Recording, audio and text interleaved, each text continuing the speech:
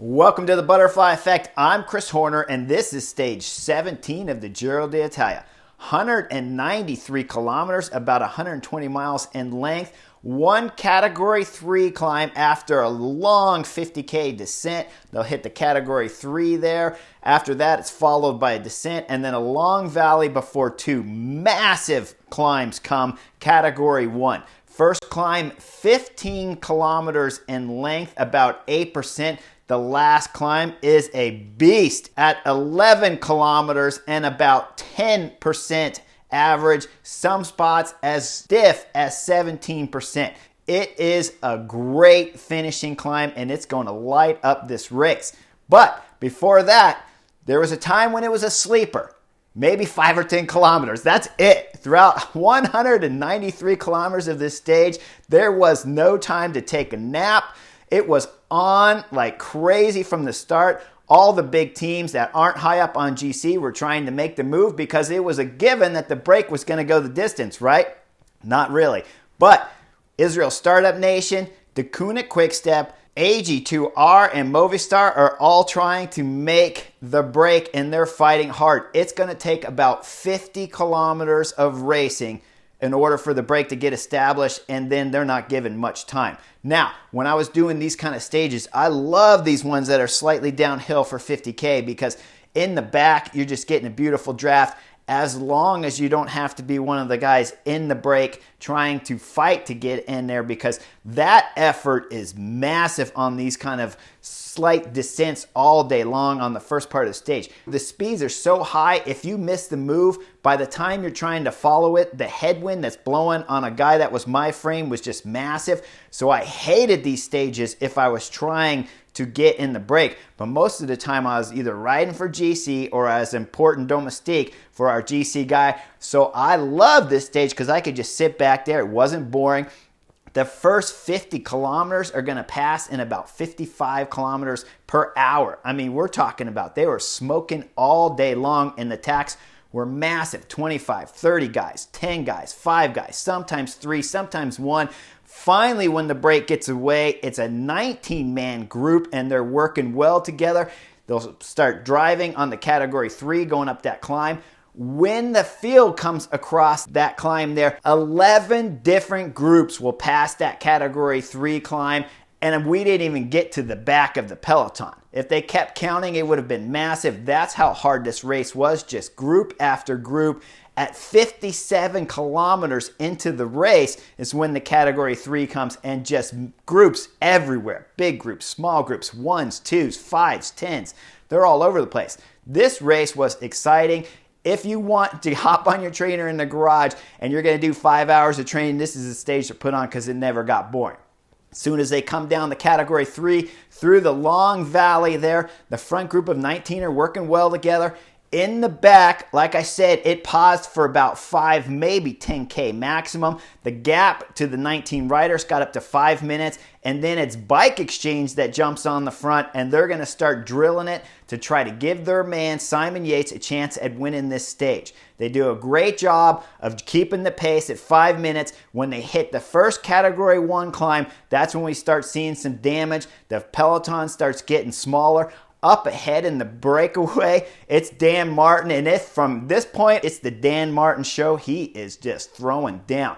Now, the time gets to about 2.5 minutes on the first Category 1 climb, and that's when Dan Martin just decides that if he wants any chance at winning this stage, he's going to have to risk pulling whoever can stay on his wheel, and there's not many that can't. Gianni Moscon manages to stay there.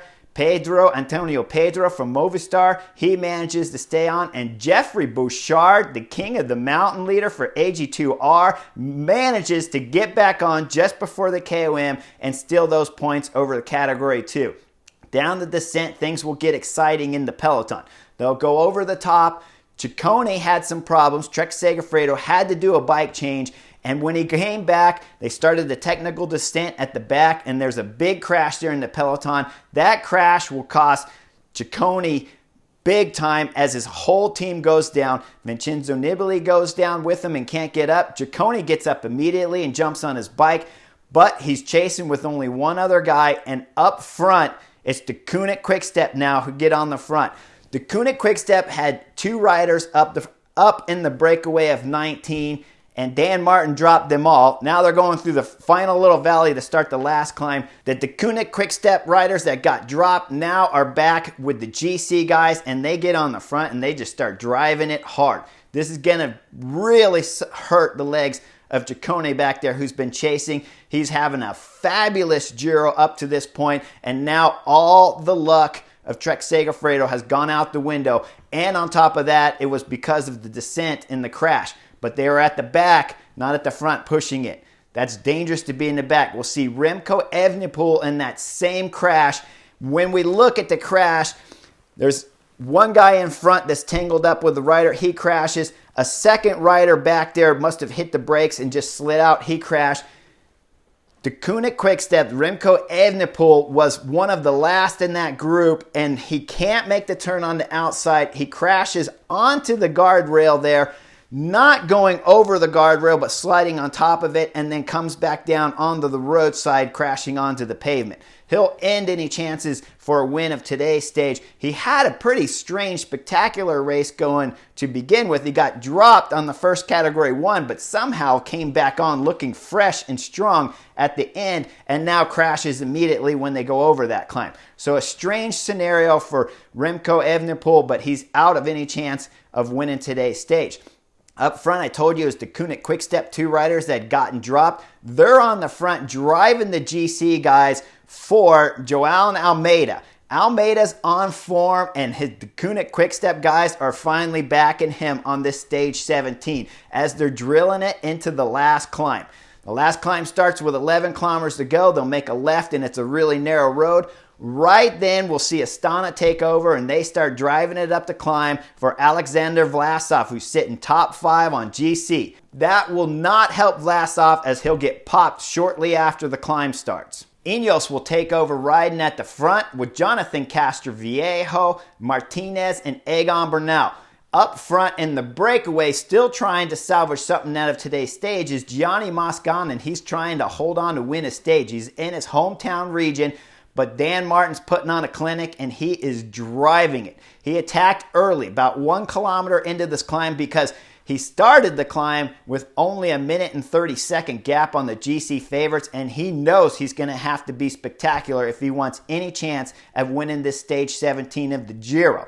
Behind, with the Ineos-led train, guys are falling off the back. We'll see Ciccone finally pop. He'll drop behind Vlasov. Back with the GC leaders, it's just Ineos setting a steady tempo. We'll see Martinez reaching in his pocket, grabbing out some gels. He needs some energy to be able to finish this stage. When they get further up, we'll see Egan Bernal reaching into his pocket too. Now, this was a strange strategy. When you start seeing riders 4, 5, 6 kilometers from the summit of a finishing stage like this, and they're eating, you automatically got to have that light bulb pop off in your head that says there might be a problem.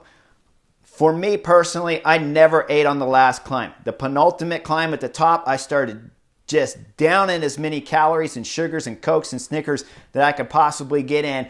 Down through the valley, if there was any, I'd try to get some more calories in right before the climb start. And once I'm on the climb, I normally don't touch my pockets. In fact, most of the time I'm throwing the food out onto the ground when the climb starts so I could be as light as possible.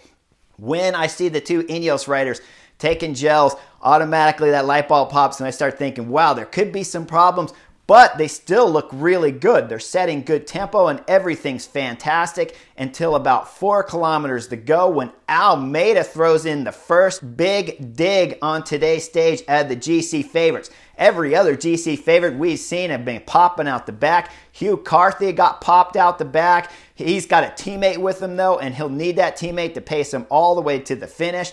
Almeida's throwing in a dig. Next to go is Simon Yates.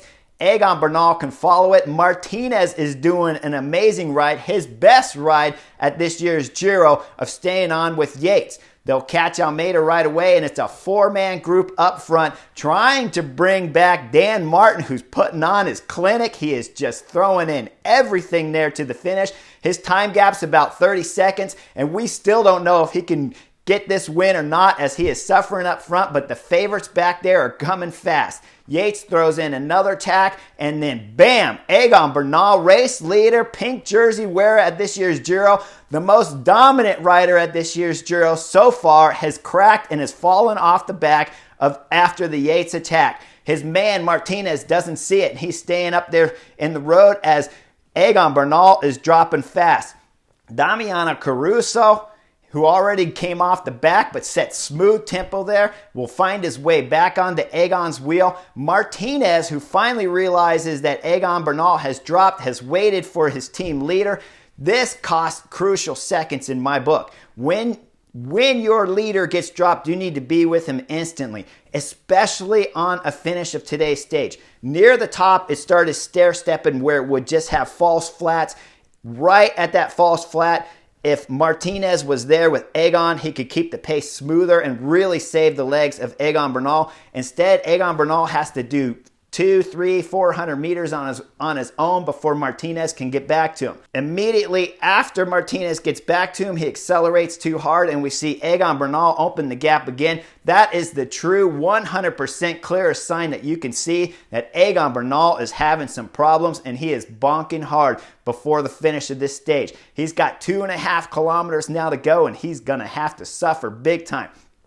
Up front, Dan Martin is putting on a clinic, and he holds off for a spectacular win on stage 17th of this Giro. He now officially has a stage win in the Tour de France, the Tour of Spain, and now the Giro. It is spectacular. He is an amazing rider, and his resume looks fantastic. It's complete with a stage win in all three. Behind, Joao Almeida now has dislodged Simon Yates. That's right, Simon Yates looked fantastic. Now Simon Yates is blowing now, and it's the Kunit Quick-Step rider that'll come across the line in second place, just 20-25 seconds behind Dan Martin. Just behind him, Simon Yates. He's back there. He's losing a few more seconds, but he'll come through for third on the stage. Egan Bernal will salvage it, only losing a minute to Simon Yates, but keeping the same gap to Damiano Caruso and only losing maybe 2 or 3 seconds on the stage. Overall, Egan Bernal salvaged today's stage. Ineos were fabulous on today's stage.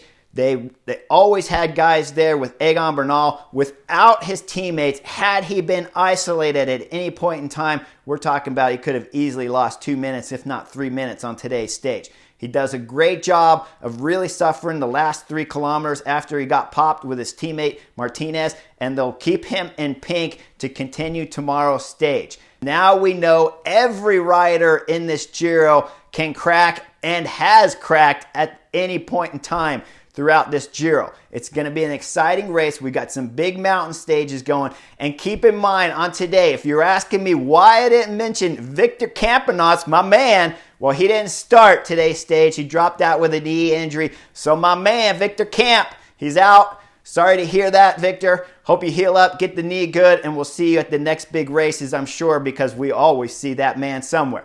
Hope you guys like the butterfly effect. Like and subscribe, and I'll see you real soon.